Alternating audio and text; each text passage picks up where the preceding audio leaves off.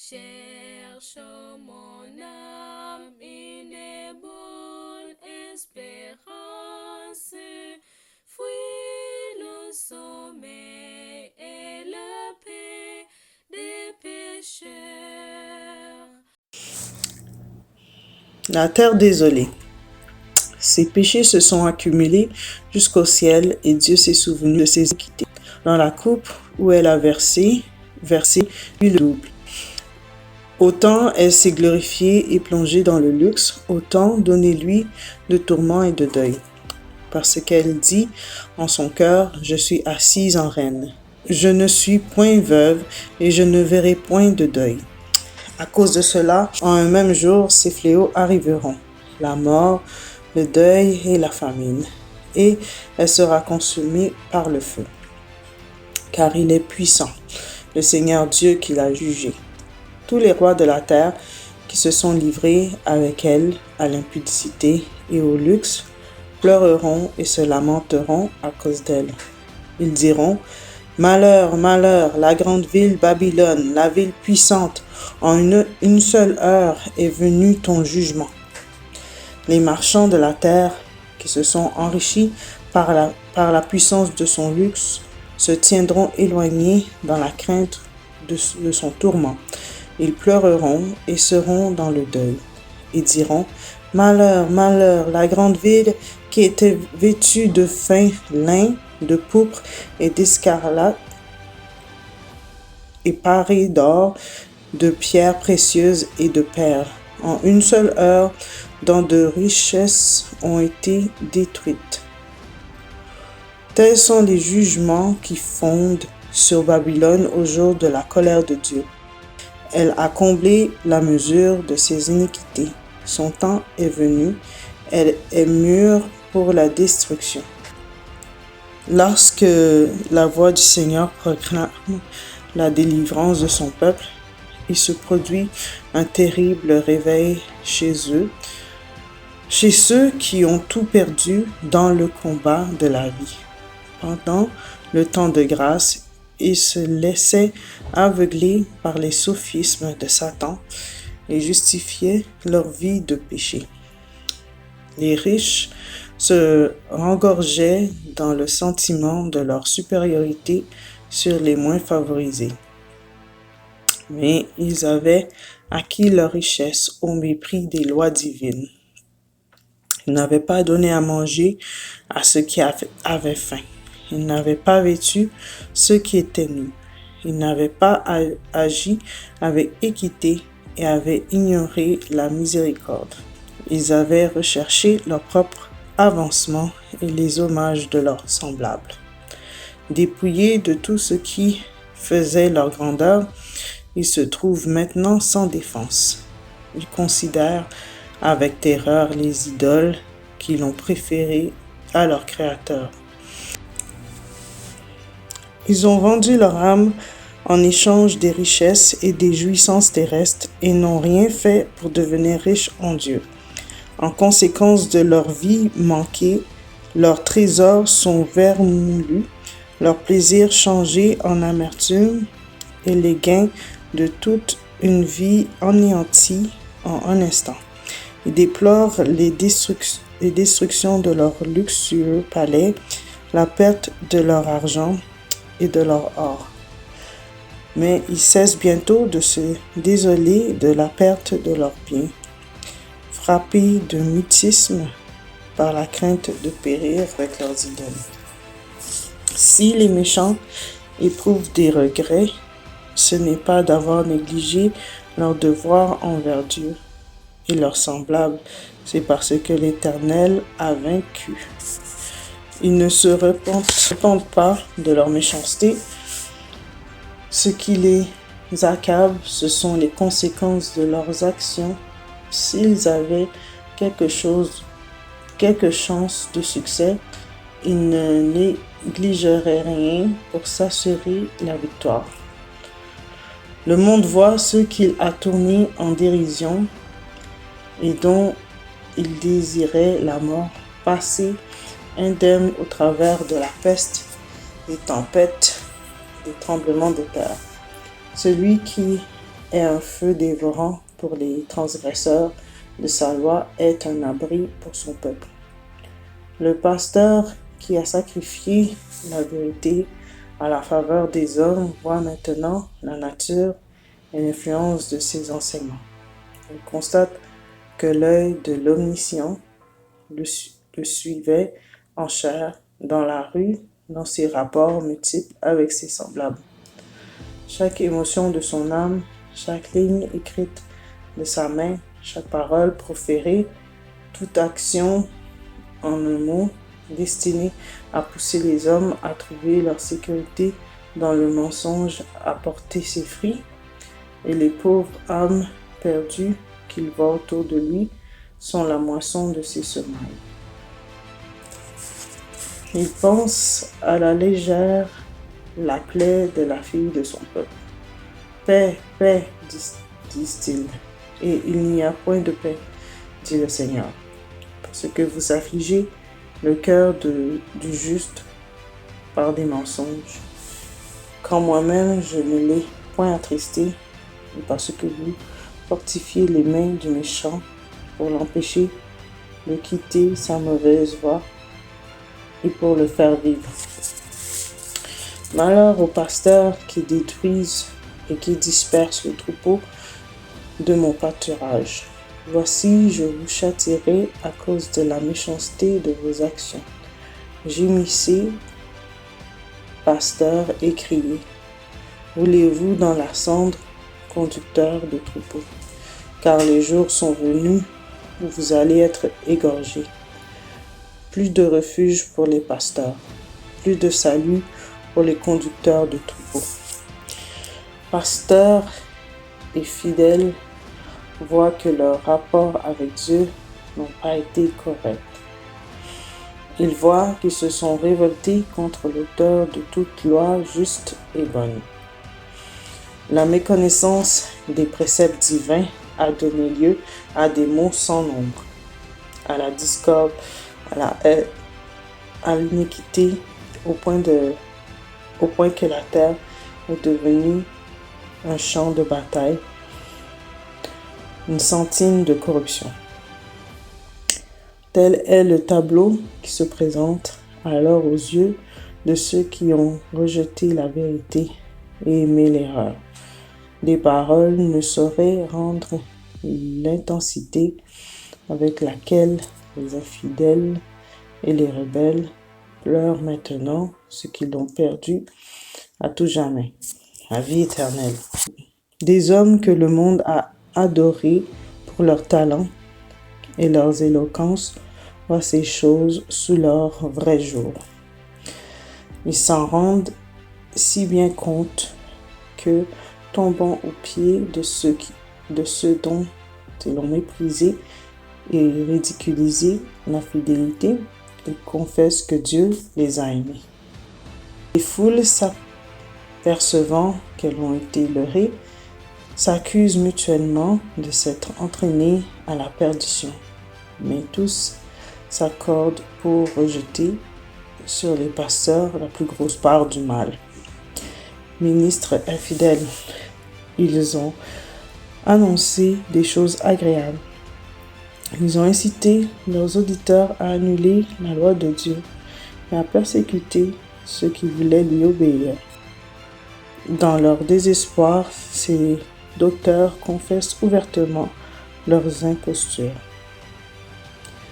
Les foules furieuses s'écrient : « Nous sommes perdus, et c'est vous qui en êtes la cause. » Ceux qui les admiraient profèrent contre eux les plus terribles malédictions. Les mains même qui les couronnaient de laurier sont les premières à se lever contre eux. Les épées qui devaient percer le sang du peuple de Dieu se dirigent maintenant contre ses ennemis.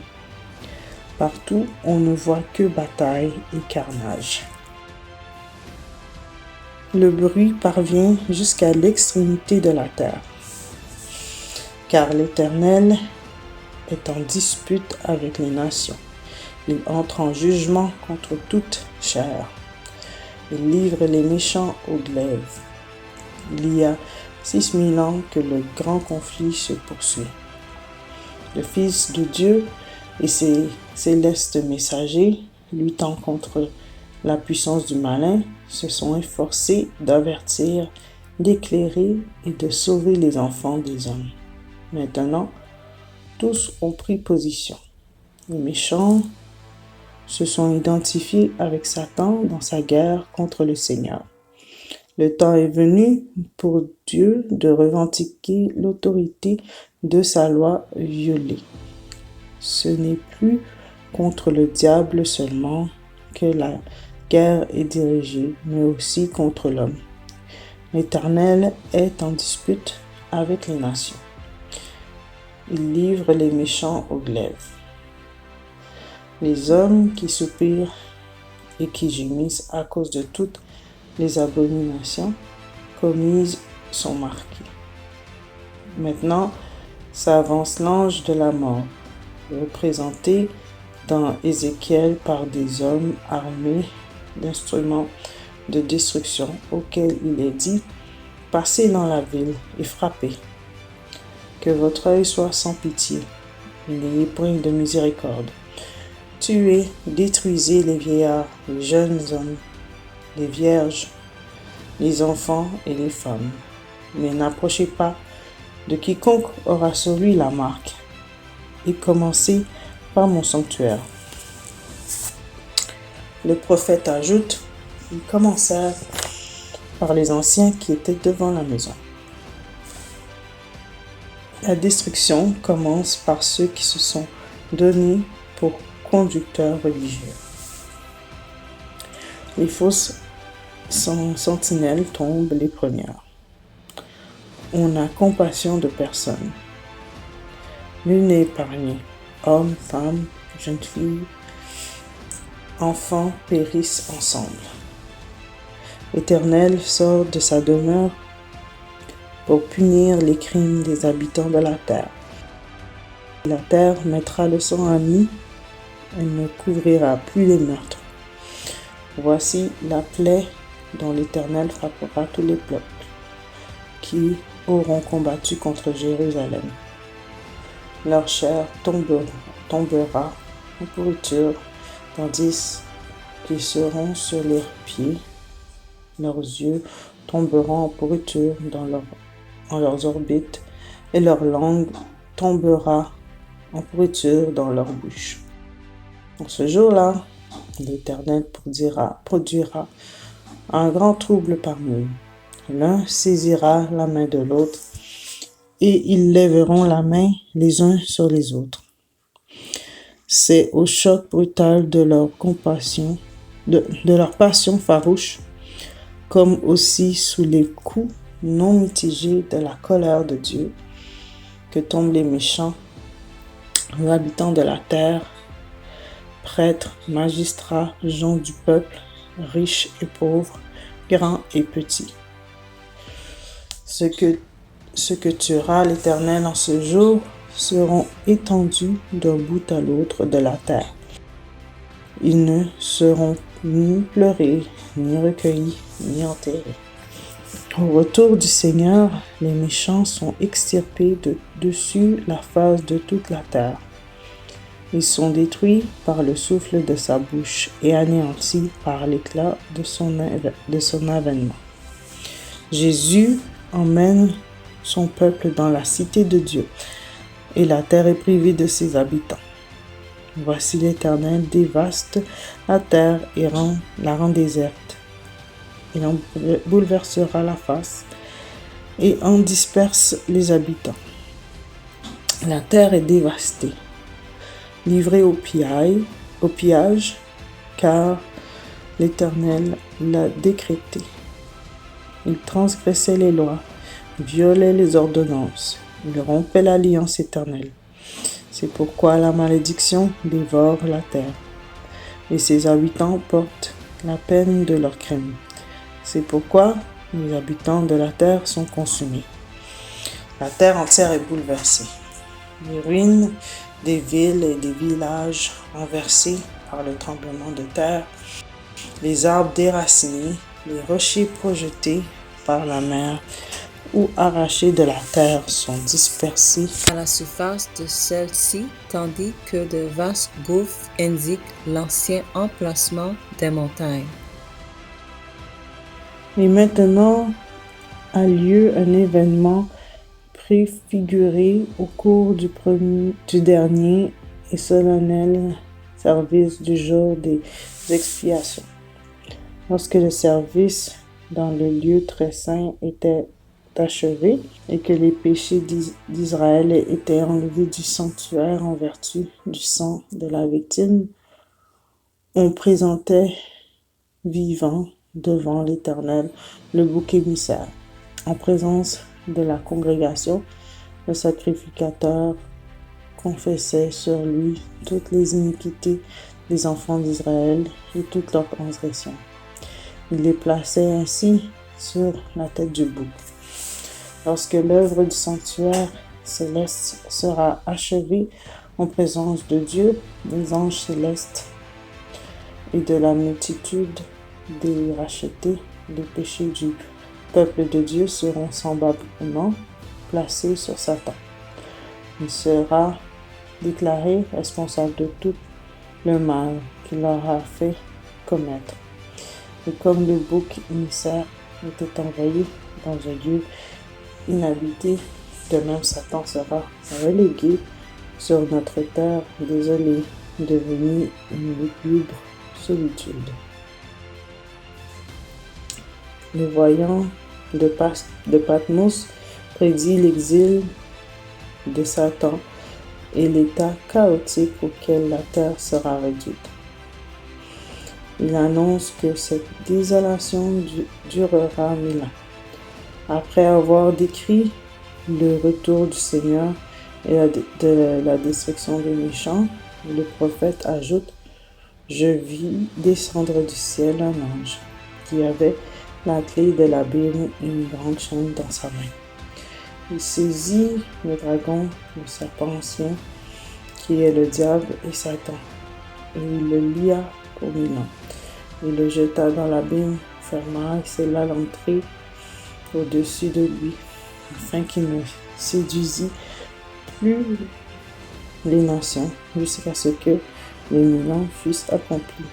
Après cela, il faut qu'il soit délié pour un peu de temps. » Le mot abîme désigne la terre dans son état chaotique et ténébreux. Cela ressort d'autres passages des Écritures. On dit que la terre, au commencement, avant son organisation, était informe et vide, et qu'il y avait des ténèbres à la surface de l'abîme. Or, la prophétie nous apprend qu'elle sera amenée, tout au moins partiellement, à cet état.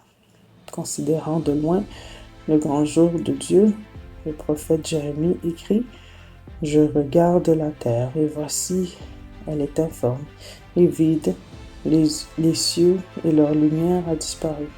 Je regarde les montagnes, et voici, elles sont ébranlées, et toutes les collines chancellent.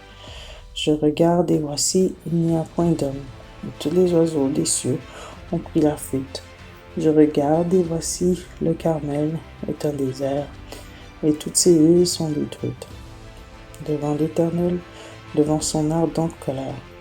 Car ainsi parle l'Éternel, toute la terre sera dévastée, mais je ne ferai pas une entière destruction. » C'est là que Satan résidera pendant 1000 ans avec ses anges, confiné à cette terre.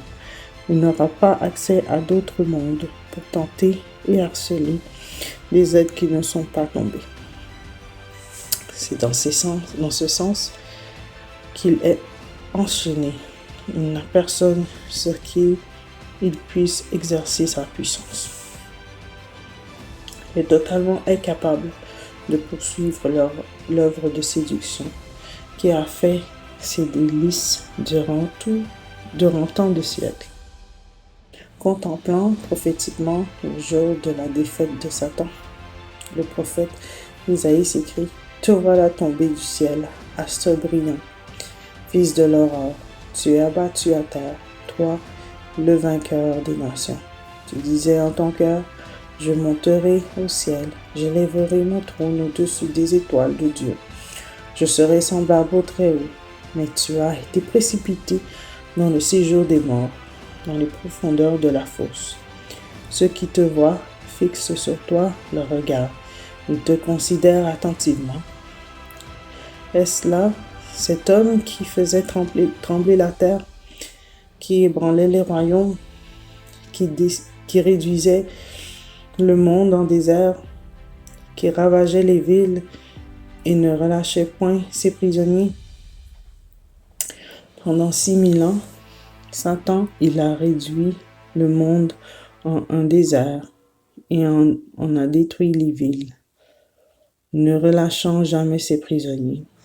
Pendant 6000 ans, sa prison a reçu les enfants de Dieu et il les retiendrait captifs à jamais si Jésus-Christ n'avait pas rompu leurs chaînes et ne leur avait rendu la liberté.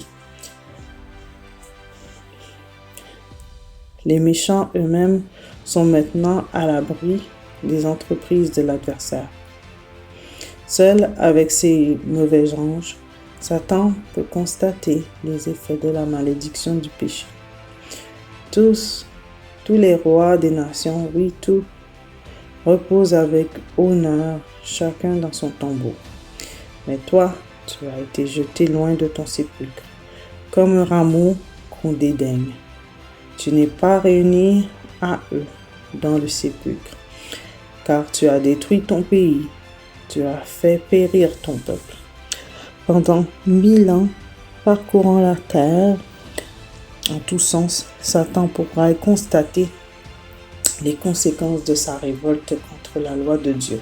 Durant ce temps, sa souffrance est cuisante et cuisante.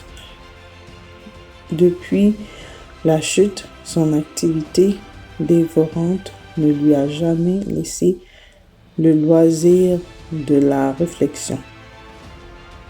Maintenant privé de sa puissance, il peut envisager le rôle qu'il a joué depuis le début de sa rébellion contre le gouvernement du ciel et attendre avec effroi le jour où il devra souffrir pour tout le mal dont il est l'auteur. La captivité de Satan sera pour le peuple de Dieu un sujet de joie et d'allégresse. Le prophète écrit: quand l'Éternel t'aura donné du repos, après tes fatigues et tes agitations, et après la dure servitude qui te fut imposée, alors tu prononceras ce chant sur le roi de Babylone, qui représente ici Satan, et tu diras: et quoi? Le tyran n'est plus, l'oppression a cessé, l'Éternel a brisé le bâton des méchants, la verge des dominateurs. Celui qui dans sa fureur frappait les peuples par des coups sans relâche, celui qui dans sa colère subjuguait les nations, poursuivit sans ménagement.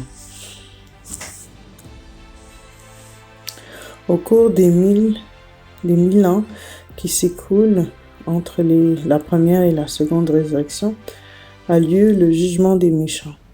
L'apôtre Paul parle de ce jugement comme devant suivre le retour du Seigneur.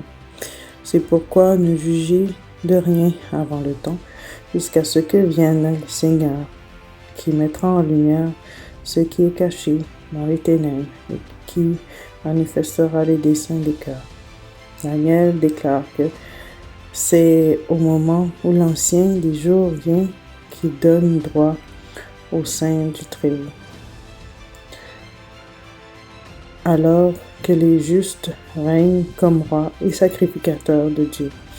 Et je vis des trônes, et à ceux qui s'y assirent fut donné le pouvoir de juger. Seront sacrificateurs de Dieu et de Christ, et ils régneront avec lui pendant 1000 ans. C'est alors que, selon la déclaration de Paul, les saints jugeront le monde, conjointement avec Jésus-Christ. Ils jugent les méchants en comparant leur vie avec les préceptes du Saint-Livre et se prononcent sur le cas de chacun. Quand la mesure de châtiment réservée à chaque épinitent est évaluée, elle est inscrite en face de son nom, sur le livre de la mort. Satan et ses mauvais anges sont également jugés par Jésus-Christ et par son peuple.